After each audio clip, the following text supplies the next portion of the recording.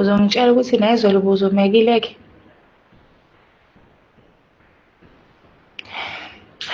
Yazi yazi mfethu angazi. Yazi kahle kahle mina sengikhathele, angisazi kumele ngithini. Wena ngoba ngiyakubona ukuthi wena uyibeka wena phambili, mina ungicabangeli ukuthi ngizozizwa kanjani. Yazi mfethu mina yazi ngendlela engiphatheke kabi ngayo ngikhathazekile mina ngawe wena nje awutshengisi le nto oyenzayo. Angikutholi efonini, khona lapho ngiyezwa kuthiwa ubonakele emaphakhingi kodwa awuyibambi ifoni yami.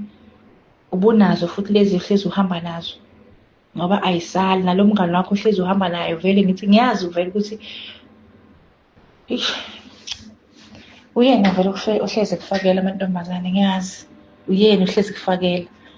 Njengamanje-ke mina-ke ngikhathazekile, ngiyagowisha ubusuku bonke, angilele, ngicabangana nawe, angikhoni ukulala cause angikwazi ukuthi la ukhona ukanjani, u-safe noma kwenzakalani ngawe.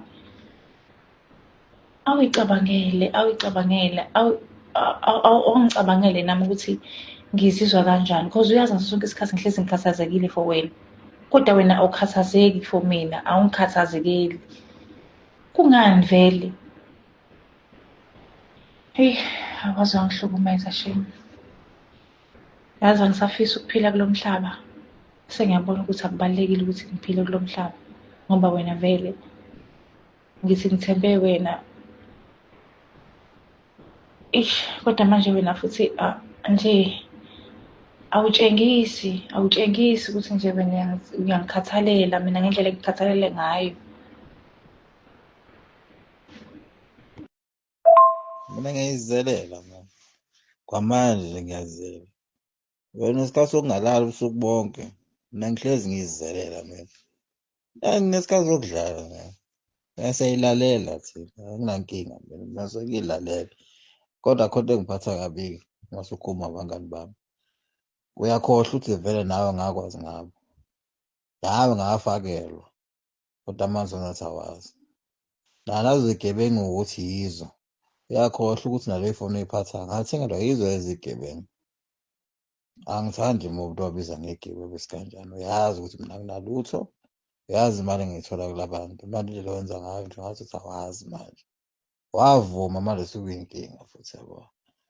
Yabona nje mina mfethu, mina ngiyayizelela mfethu, ngiyazela nje anginasikhathi ngiyazela. Wena uma uzohlala ubusuku bonke kwiwarishe ngami ngilele, mina ngiyayizelela. Why vele ungangifoneli bese lokwenza lento yakho le ma-voice note okwenza la?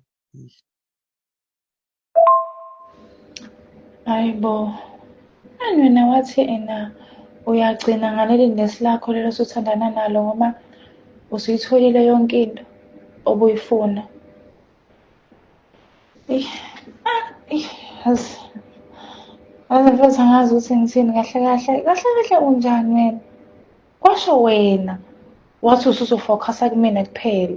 Njengamanje sekukhona abanye abantu abasemaceleni usaqhubeka usafuna izinto kuba ukuthi bekwenzele. Manje uSibangele bese wakhele umuzi wakini nenesi lakho futhi leli lenza yonke into, lakwenzela yonke into. Usaqhubeka futhi usufuna ini-ke njengamanje? Usufuna ukuthi usufuna ubani-ke manje-ke? Mfethu mina yabona-ke hayi mfethu ngathi awungicabangeli.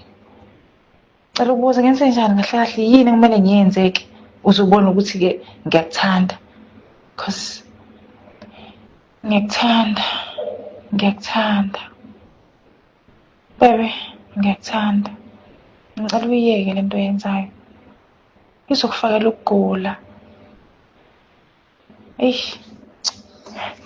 Yazi bengihlukumeza. Hayi mfethu, Sithando no. Iyazi ngiyayisana nje mase ukhala. No, lento ayikho bhede mfethu, awuyiniki isikhathi yabo. Ayikho ngaleyo ndlela oyibuka ngayo wena. Ke ungikhohliswe labangani bakho yabo. Ngingazela mfethu, yazi ngiyalala manje. No. Relax, relax, relax. Sengizoyeka. Ngiyekile. Oh. Lalela.